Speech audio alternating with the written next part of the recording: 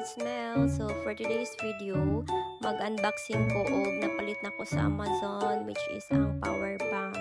So napalit na ko ni siya, 2,000 plus lang siya sa Amazon. Kay lisod kaayo guys, labi na mulaag ko or moadto ko sa manindot nga lugar nga watay dalang extra batteries or power bank. Labi na jud ako ang cellphone, dili na jud kayo siya malubat. So kinahanglan na jud ko'y power bank nga talon para dili pugta maghinayang labi na jud sa mga manindot nga lugar nga ato ang adtuan. So kini guys na siya 3 types of different charger, ang Android and Type C na po siya for iPhone. Tapos siya freebase nga charger. So karon i-try na ko kay ako ang phone lubat kayo siya. So try na ko kung mo charge ba siya or dili gano.